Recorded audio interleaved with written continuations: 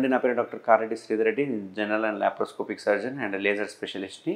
చాలామందికి అంటే నన్ను క్వశ్చన్లు అడిగారు. చాలామంది వచ్చిన పేషెంట్స్ ఒకసారి వీడియో ఇవ్వమని చెప్పారు. వాళ్ళందరినీ ఐడియాలో పెట్టుకుని ఈ వీడియో ఇస్తున్నాను. ఏంటంటే గడ్డలు అసలు బాడీలో చాలా చాలా చోట గడ్డలు అవుతూ ఉంటాయి. అసలు ఈ గడ్డలు అంటే ఏంది, ఈ గడ్డలు ఎందుకు వస్తుంటాయి, గడ్డల్ని ఎప్పుడు మనం కన్సిడర్ చేయాలి, ఎప్పుడు శస్త్రచికిత్స చేయించుకోవాలి, ఎప్పుడు మనము దీనికి శాశ్వత పరిష్కారం తీసుకోవాలి అండ్ లేటెస్ట్ చికిత్సలు ఏం అవైలబుల్గా ఉన్నాయి అనేది వాళ్ళకి తెలుసుకుందాం. సో బాడీలో యూజువల్గా చూసుకుంటే కనుక పుట్టినప్పటి నుంచి ఏ ఏజ్ గ్రూప్లో అయినా కానీ కొన్ని గడ్డలు వస్తూ ఉంటాయి. చిన్నప్పుడు చూసుకుంటే కనుక చిన్న ఏజ్లోనే లేకుంటే పుట్టుకతోనే లేకుంటే పుట్టిన కొన్ని రోజుల తర్వాత స్టార్ట్ అయ్యే గడ్డలు కొన్ని ఉంటాయి. దాన్నే డెర్మాయిడ్ సిస్ట్ అంటుంటాం. ఈ డెర్మాయిడ్ సిస్ట్ అంటే ఏంటి అంటే పుట్టుక లోపం వలన ఇక్కడ ఈ ఏరియాలో ఎక్కువ వస్తుంటాయి. అంటే మన రెండు జాయింట్స్ అంటే బొక్క కలిసే చోట ఎక్కువ వస్తుంటాయి. ఈ ఏరియాలో కావచ్చు, ఈ ఏరియాలో కావచ్చు, పర్టికులర్గా కొన్ని గడ్డలు వస్తూ ఉంటాయి. దాన్నే మనం డెర్మాయిడ్ సిస్ట్ అంటుంటాం.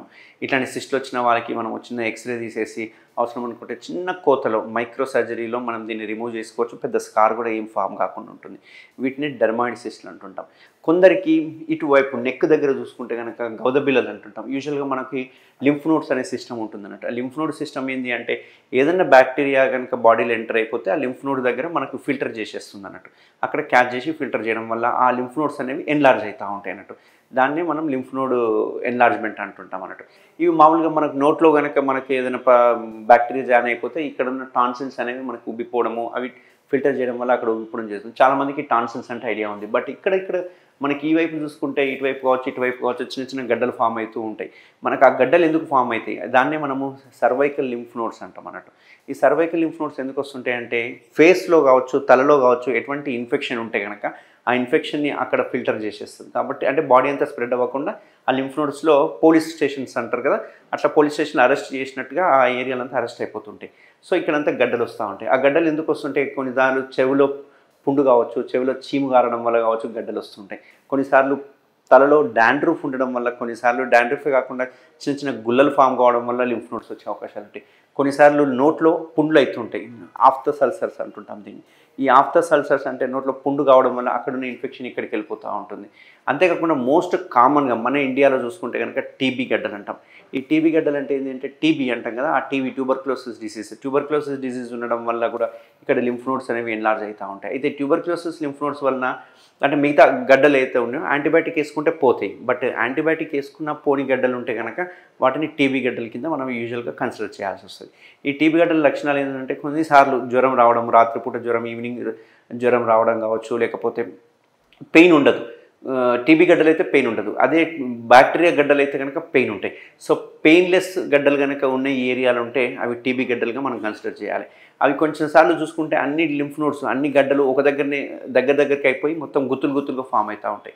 అట్లాంటివన్నీ మనం టీబీ గడ్డలు అంటుంటాం. ఈ టీబీ గడ్డలకు మనం ఏం చేయాల్సి వస్తుంది అంటే యూజువల్గా 1 వీక్ యాంటీబయాటిక్స్ పెడతాం. యాంటీబయాటిక్స్తో కూడా తగ్గలేదు, అట్లే ఉండే గడ్డలు అంటే ఒక చిన్న స్కానింగ్ తీసుకొని ఆ స్కానింగ్ చేసి ఎఫ్ఎన్ఏసి పరీక్ష అంటుంటాం, అంటే సూది పరీక్ష అంటాం.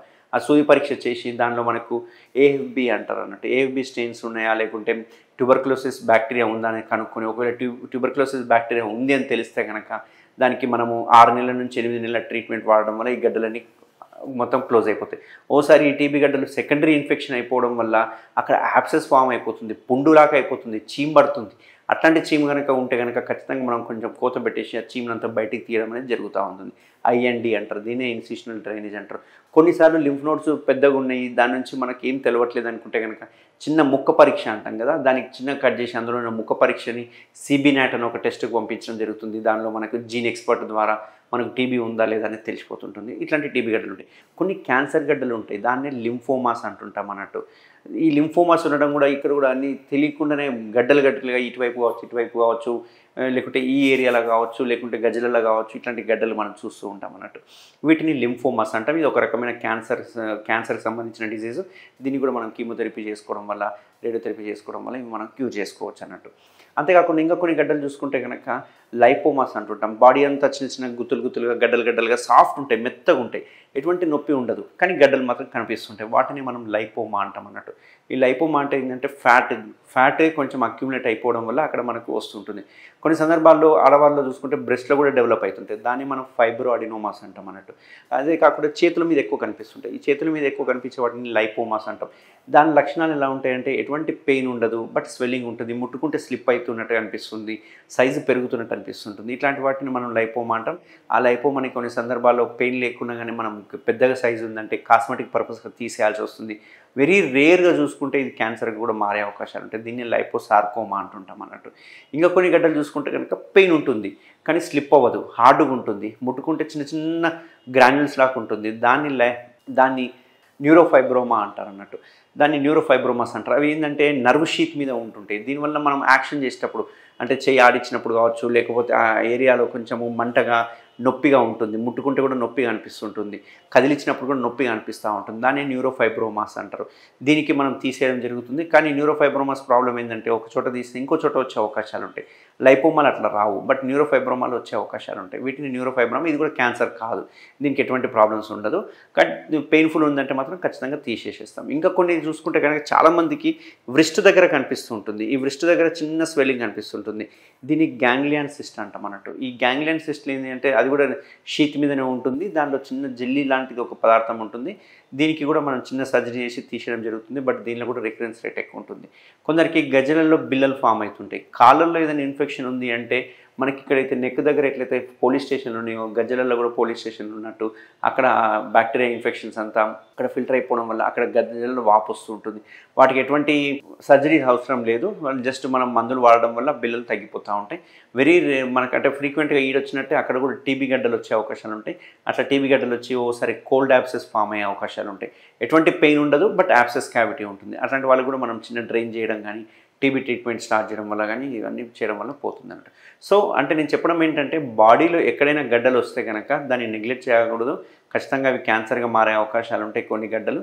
కాబట్టి ఖచ్చితంగా దాన్ని మనం కన్సిడర్ చేసి తీసేసుకోవాలి. మోస్ట్ కామన్ ఇండియాలో 100 మందిలో చూసుకుంటే కనుక 70 మెంబర్స్కి వచ్చే మోస్ట్ కామన్ ప్రాబ్లం ఏంటి అంటే సెబేషియస్ సిస్ట్.